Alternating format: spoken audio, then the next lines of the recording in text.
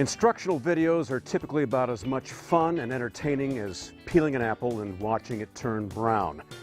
So we're going to try and jazz things up a little bit here and have you cooking like a pro in no time. Now, if your dealer didn't assemble your grill, you'll need to. Otherwise, it's pretty difficult to use. You'll need a 10mm wrench or an adjustable wrench and 11 bolts.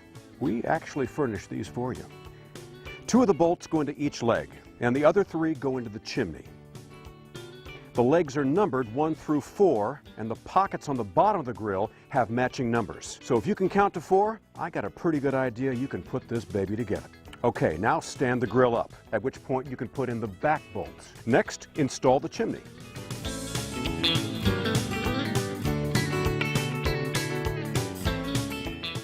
You'll probably prefer to have the handle on the outside of the grill rather than the inside. It gets really, really hot if you leave it on the inside. And it's not too functional either. So remove the 2 bolts and install it on the outside of the lid. Next, unwrap all of these parts. Contrary to what you're hoping, this is not a 2-year supply of pellets. Now, unless your dealer did this, you'll need to do what we call charging the firebox in order for your grill to operate properly. When you first get your new grill, there are no pellets in this tube.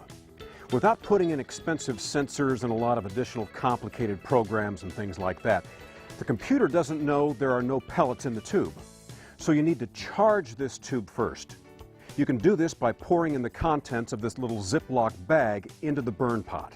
If the dog snuck away with that small bag of pellets while you were installing the chimney, you can just grab a handful of pellets and toss them into the firebox. Now, firebox and burn pot are the same thing. Or you can just simply turn on the switch and let the auger do the work. You're probably wondering what that noise is. Did your neighbor buy a new backhoe? Did the local police department buy sirens from France? Nope, that's your low pellet alarm. This will go off whenever you run low on pellets so that you don't ruin a cookout by running out of them. The noise won't raise the fire department or call the National Guard, but it should advise you that unless you add pellets, your fire is going to go out. To override it, just fill the hopper with pellets. Always keep the hopper lid closed when you're operating the grill. There is a positive pressure fan inside the hopper which keeps smoke from blowing back into it from the firebox. If the hopper lid's open, the fan will just blow air into the atmosphere instead of the firebox. You'll notice that when you flip the switch, the panel displays off. This is a safety feature so that if you have a power failure, the grill won't turn itself back on. So just press either the up or down arrow and the grill will start. When the grill is on cycle 0, the auger turns. It'll do that for about 75 seconds. It takes about 2 minutes to fill the auger tube. So if you use this method to charge the firebox, you'll need to turn it off when the digital readout changes to 1, and then turn the grill back on and press one of the arrows again. Now, just wait until the very first pellet emerges from the tube into the burn pot. Immediately turn the grill off.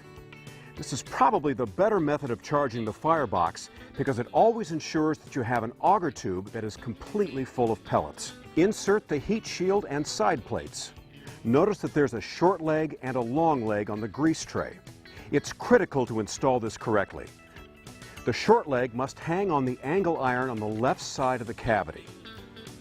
Note that the thermal sensor lies within the arc on the left side of the grease tray. Now, most people will want to line the grease tray with foil for easy cleaning. Sometimes I put several layers of foil on so that I can just peel one off each time I cook.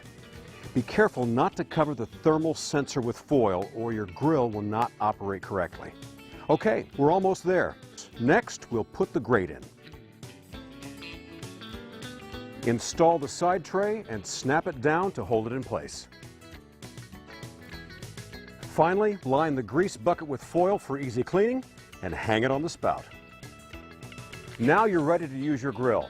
If your dealer didn't do it for you, you need to burn it in for about 30 minutes to get rid of any manufacturing residue and to season the steel. Turn the grill on and press either the up or down arrow. The grill will go through 4 cycles, 0, 1, 2, and 3. On 0, the auger turns and the heating element comes on. On 1, just the heating element is on. When it reaches 2, the fan starts blowing. On 3, the computer starts reading data from inside the grill and calculating a starting point. After 3, the digital readout will display a temperature. At this point, you can change it if you wish to whatever temperature you want to cook at. If you do nothing, it will always default to 320 degrees. When you burn it in, just let it default to 320. The grill should reach temperature in about 12 to 15 minutes from the time you switch it on, even in the winter time. The grill has a sensor which detects the outside air temperature and kicks this thing into turbo mode even when it's really cold outside. Now be sure and check out our website, greenmountaingrills.com, for some great recipes and other fine products. We know you're going to love your new Green Mountain Grill.